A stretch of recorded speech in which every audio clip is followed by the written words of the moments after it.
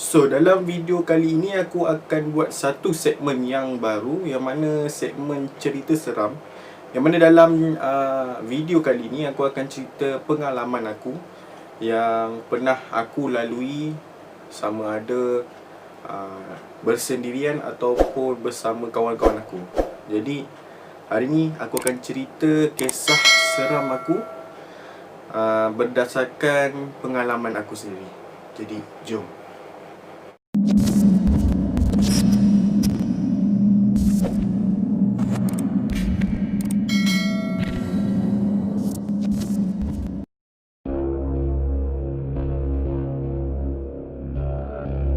Okey, kejadian ini berlaku pada tahun 2018, yang mana usia aku ketika itu adalah 17 tahun.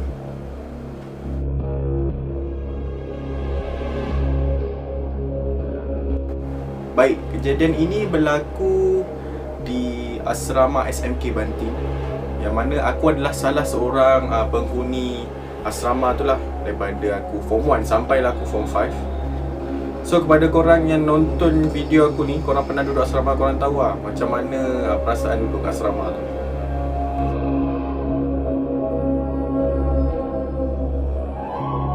Okey, benda ni kalau nak cerita memang takkan habis lah. Aku akan pendekkan sikit je.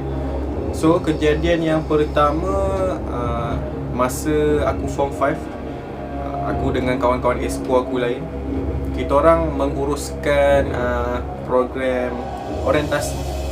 Maksudnya kenal suai kan, berkenal suai dengan exco kawan-kawan, merapatkan hubungan. Jadi ada satu malam tu, ngam-ngam sebelum aku nak start pendaftaran ke start orientasi, tak silap aku hari Jumaat. And then ada seorang budak ni, dia tiba-tiba menangis selepas solat maghrib. Dan masa tu aku tak ada pun nak pergi kat dia ke nak cakap kenapa, sebab ada exco lain yang turut membantu. Jadi selepas tu kes tu macam jadi agak serius. Dan diorang bawa budak tu yang daripada surau ke DM. Selepas itu dia cakap semasa selepas habis kita orang dah habis doa semua kat surau, and then dia dengar ada orang bising di telinga dia. And then kita orang panggil warden untuk uruskan ataupun settlekan lah dia punya masalah ni.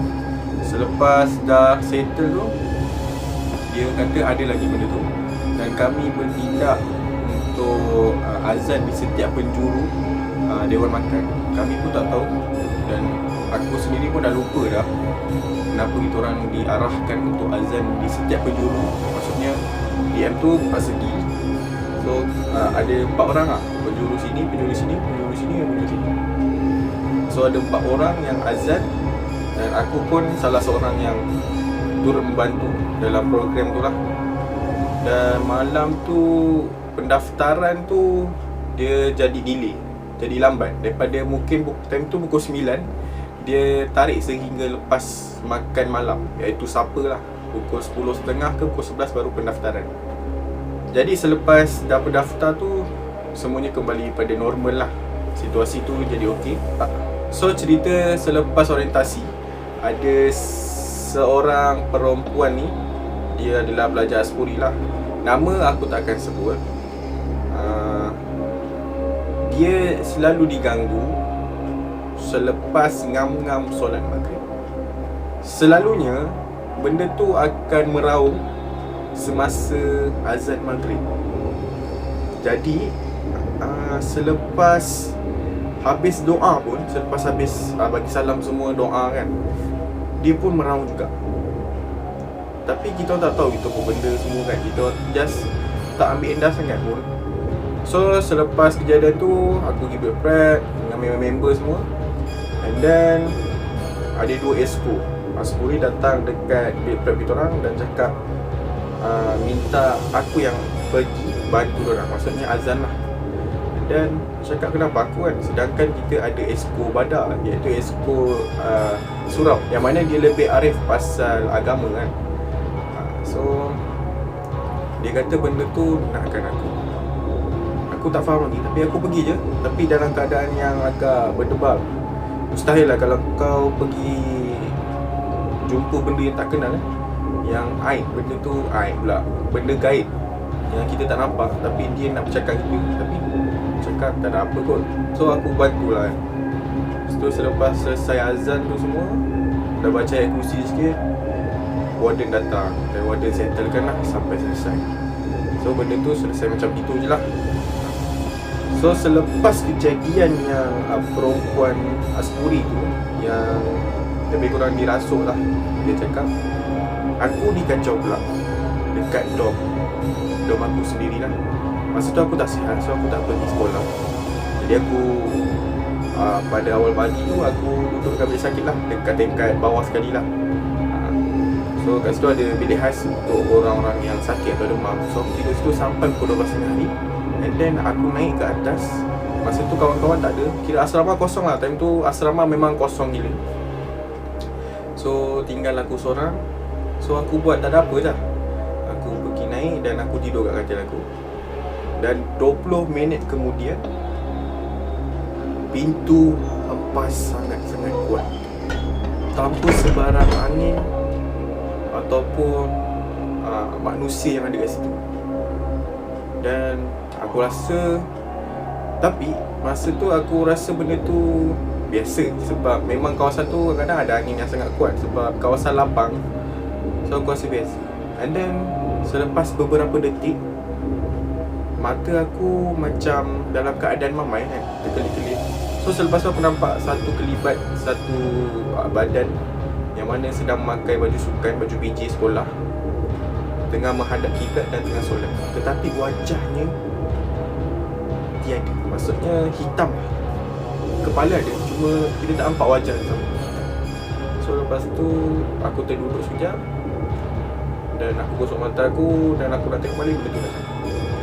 Itulah bagi aku adalah situasi yang aku rasa first time aku lalui benda tu kan. Tapi aku tak rasa pun takut, sebab kita kena tahu dalam dunia ni Allah pun dah cakap bukan kita sebagai manusia je hidup dekat dunia. Maksudnya ada juga yang benda lain, tapi kita tak nampak diorang. Benda tu ada tapi kita tak nampak diorang kan. Jadi kita janganlah terasa macam terlampau takut. Benda tu ada cuma kita tak nampak dia. Jadi diorang dengan dunia diorang, kita dengan dunia kita. Macam tu lah.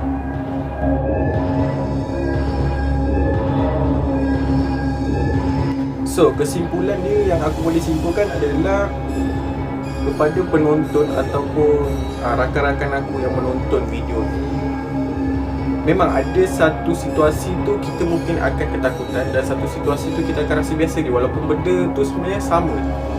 Kadang-kadang ada situasi orang kena histeria, kita boleh gelak-gelak ni. Ada satu situasi orang tu kena histeria sama dengan orang yang first tadi, tapi kita lebih takut sebab situasi tu kadang-kadang dalam diri kita juga. Kalau kita boleh kawal, so kita okey lah, benda tu kita boleh kawal, kita boleh orang cakap jadikan benda tu biasa, lama-lama dia akan okey. Bagi aku jangan percaya pada hantu, tapi kita percayalah kepada syaitan-syaitan yang ada. Maksudnya iblis, jin. Benda-benda tu memang wujud dekat dunia ni. Dalam Al-Quran pun dah cakap, cuma kita tak nampak, tetapi kita boleh rasa benda tu ada ke tak.